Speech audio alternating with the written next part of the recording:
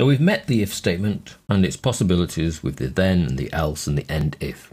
Now if we take the if file, you'll see in here there's a sample hello sub-procedure that declares a message as a string and checks to see if the time is before 12 o'clock.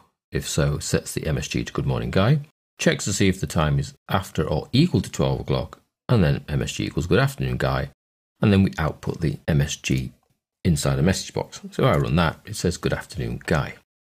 However, the afternoon in our little scenario here runs from 12 noon to 12 midnight. And when it gets to about 6 probably, we ought to be saying good evening. So I need to change my procedure slightly. I need to add a second criteria in here.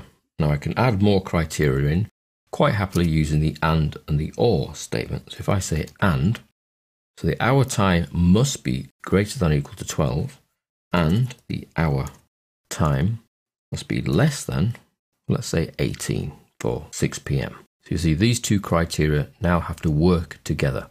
They both have to be true for us to fall into this section. And then I can run another little if.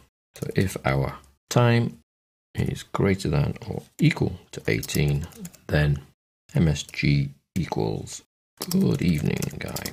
Don't forget your end if. So then I run the hello and it's still afternoon.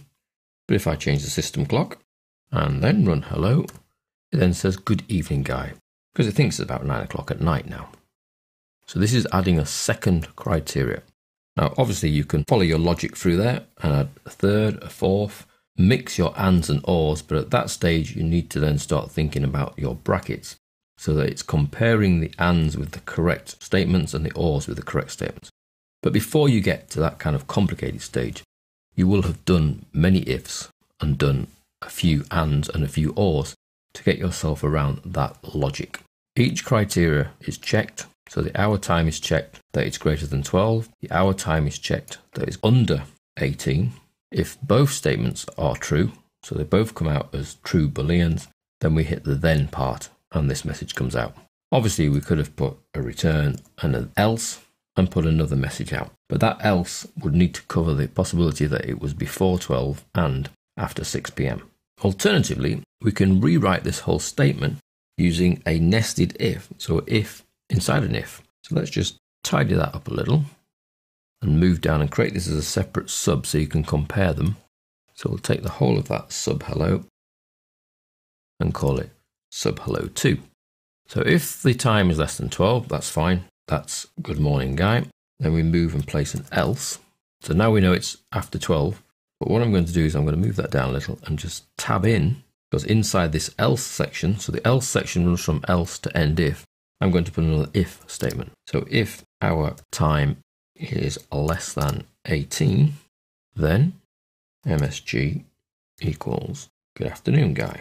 Then this if has its own else, at which point the MSG becomes equals good evening guy. Don't forget the end if, and then we'll just pull the lines up there. So these bits are not then needed because we've used it a nested if.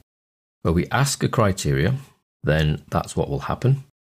Else, in the else section, we then ask another question, and we only ask one. We're not asking a double here. We're not using that and. We're just saying if the time is less than 18, well, we already know that it's not less than 12. Therefore, the assumption is we must be 12 and over, and now we must be under 18. So that's the afternoon. Else, so now logically, we've asked this question and asked this question. We're now in the else situation where we must be 18 or above. Therefore, it's good evening guy. So this is a lot shorter than this syntax and will execute quicker because we're not asking 3 if statements one after the other. We're asking one if statement, and if that executes the true, we don't ask anymore. If it doesn't, then we come in and ask another one, and again, if it executes the true, then we ask no more. If it doesn't, then we use the else. So this is a much faster way of using your ifs, rather than asking if. We ask one, and if that happens to become true, we don't ask anymore. Whereas here, we ask one, and even if that's true, we're still asking for these 2 ifs, which will slow the program down. Now, it's an imperceptible slowdown when all you're doing is putting out a message box, but on a larger application, where there are possibly hundreds or even thousands of lines of code between the opening if and the else. This is a much quicker way of making the program execute. So that's using a nested if. That's an if, whole lot there, if, then, else, end if, the whole section within, in this case, an else and an end if, but that whole bit could be between the if and the else. And I tend to tab in here so I can see where my opening if matches my closing end if. It just makes the program a little easier to read. And this is classed as nested ifs.